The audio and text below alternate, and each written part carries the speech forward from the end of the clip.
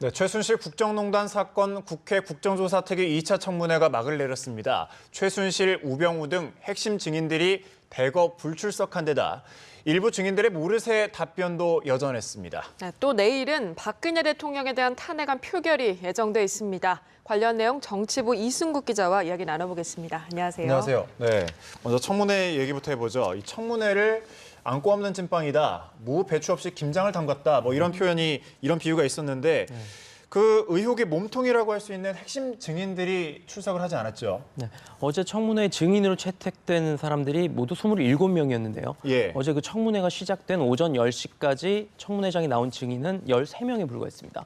절반 이상이 출석을 하지 않은 건데요. 예. 뭐 불출석 그 사유도 가지가지였습니다. 최순실 씨는 뭐 공황 장애를 이유로 들었고요. 대부분이 이제 건강상의 이유를 얘기를 했는데 예. 뭐 사생활 침해 우려가 있다 이런 얘기들도 뭐 있었습니다. 네. 심지어 우병우 전 청와대 민정수석이나 뭐 장모 김장자 씨, 그다음에 홍기택 전 산업은행장은 아예 이 불출석 사유서도 내지 않고서 청문회장의 모습을 드러내지 않았습니다.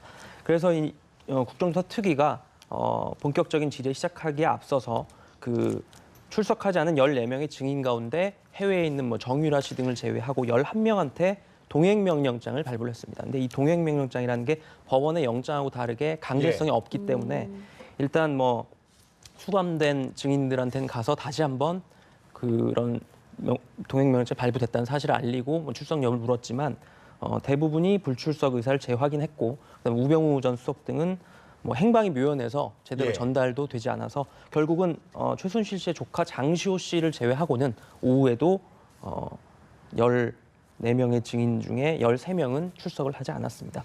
그래서 이 핵심 증인들이 대거 빠진 청문회가 되면서 뭐 맹탕 청문회 아니냐 이런 비판의 목소리가 많이 나왔습니다. 네, 그렇습니다. 뭐 1차가 미니 이재용 청문회였다면 어제 있었던 2차는 뭐 미니 김기춘 청문회라고 해도 과언이 아니었던 것 같습니다.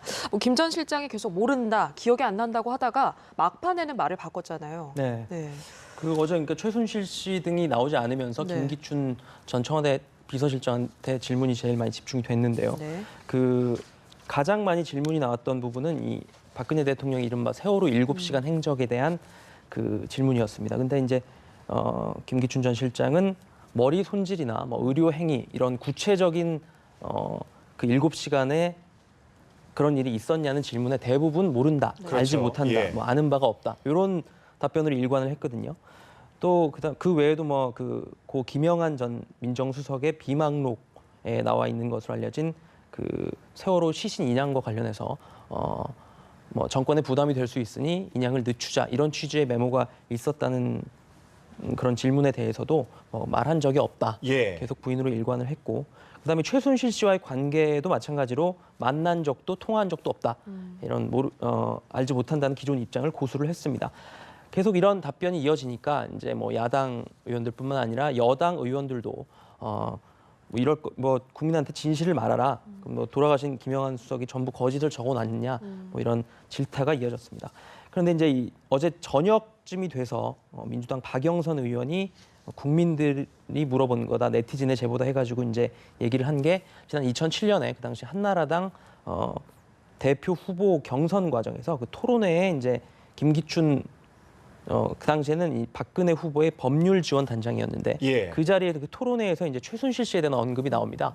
그 이제 화면을 틀어주면서 이랬는데도 몰랐다고 말을 했냐 이렇게 추궁을 하니까 착각을 했다 이렇게 시인을 하면서 최순실 씨라는 이름은 알았지만 뭐 관계 뭐 연락을 하고 접촉이 있었던 건 아니다 이렇게 말을 바꿔서 뭐 질타가 이어졌습니다. 그 외에도 또 그 2014년에 정윤회 문건 뭐 이른바 그 문건이 있었는데 그 앞서 김기춘 전 실장은 그 정윤회 문건에도 최순실이라는 이름은 나오지 않기 때문에 정윤회만 나온다 그래서 몰랐다고 했는데 그 문건도 이제 찾아보니까 첫째 장에 최순실 씨 이름이 있다. 이걸 이제 들이대니까 뭐 나이도 많고 해서 착각이 있었다. 뭐 이런 얘기로 이제 뭐 말을 바꿔서 또 그런 논란이 또 있었습니다. 그렇죠. 아무래도 좀 그 검찰의 머리에 있었다 보니까 또 이제 그만큼 법을 잘 알기 때문에 이렇게 모르쇠로 일관한 것 같은데 어제 청문회를 보면 뭐 말씀하신 대로 김 빠진 청문회라는 말도 있지만 최순실의 그 위상을 또 가늠해 볼 수 있는 증언들이 많았죠. 네, 그 어저께 예. 이제 김기춘 전 실장 외에 이제 나온 증인들 중에서 관심이 갔던 증인이 문학의 황태자로 불렸다고 하는 차은택 씨, 그다음에 예. 최순실 씨의 최측근, 뭐 본인은 부인을 했지만 고영태 씨, 이 두 증인의 증언에서 상당히 많은 의미 있는 내용들이 나왔는데요. 먼저 차은택 씨는 최순실 씨가 요청을 해서 문화부 장관과 그다음에 청와대 교육문화수석을 추천해달라는 요청을 받고 예. 추천을 했더니 그게 관철이 됐다.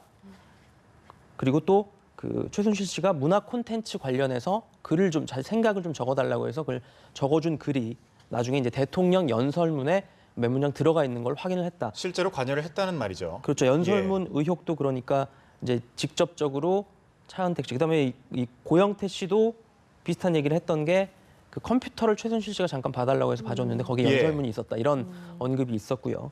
이제 그런 말들을 하면서 차은택 씨는 이제 대통령이 이럴 수 있는 사람이 과연 있을까라는 생각을 했다고 얘기를 했습니다. 최순실 씨가 대통령과 굉장히 가까운 사이라고 느꼈다. 이런 진술이 있었고, 그리고 이제 심지어는 최순실 씨가 대통령과 같은 급이라고 느꼈다.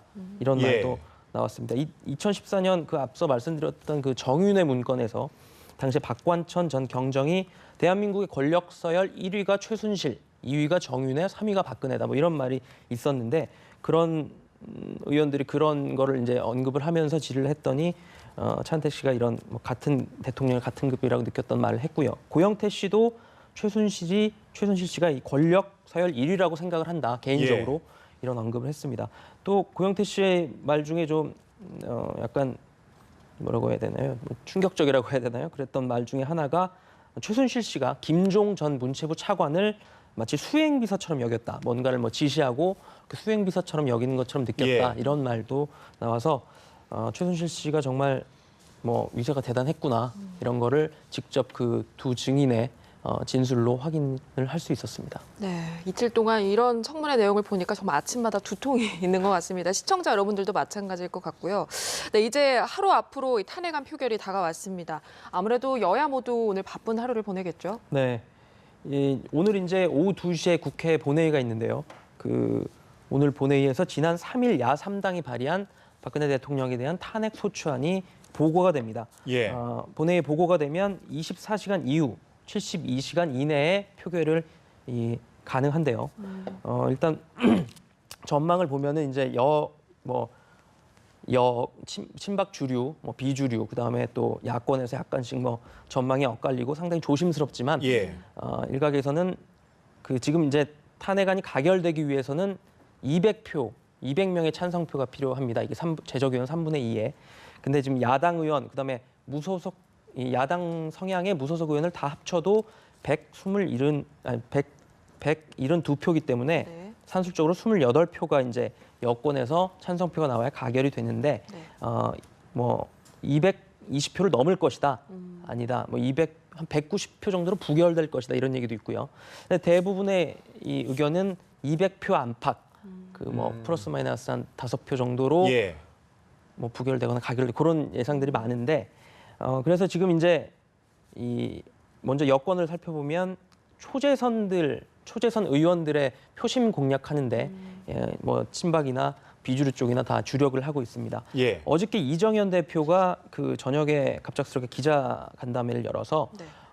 개인적인 생각임을 전제를 하고 만약에 탄핵안이 부결되더라도 미리 지금까지 얘기를 했던 그 대통령의 4월 퇴진은 뭐 가능하도록 할 것이다. 그런 얘기를 했거든요. 이게 예. 아마 그 부결이 되더라도 이 부담을 줄여주기 위한 그런 발언이라는 분석이 나오고 있는데요. 마찬가지로 이제 또 비주류 오늘 이제 오전에도 친박 쪽, 비박 쪽 따로 이제 모임을 갖고 뭐 이런 논의들을 하는데 야당 쪽에서는 이제 비박계 설득에 총력을 기울인다는 뭐 입장이고 네. 오늘 또 밤샘 농성을 합니다. 국회에서. 예. 민주당은 지난 5일부터 시작한 100시간 릴레이 시국 연설을 이어가고요. 국민의당도 본청 앞에서 밤샘 농성을 하면서 이제 내일 하루 앞으로 다가온 탄핵안 표결에 총력 작전에 들어갑니다. 네. 이 세월호 7시간 행적 의혹에 대해서 이제 또 막판 변수가 좀 되고 있는 것 같은데 네. 비상시국위에서 야3당에 빼달라고 요청을 했죠. 네. 예. 그 이번에 탄핵안 이 가결 여부에 제일 캐스팅 보트를 주고 있다, 예. 열쇠를 주고 있다고 얘기가 되어 온 게 이 새누리당의 비주류, 그중에서도 비주류 모임인 이 비상시국 회의의 입장이 상당히 관심이 갔었는데요. 예.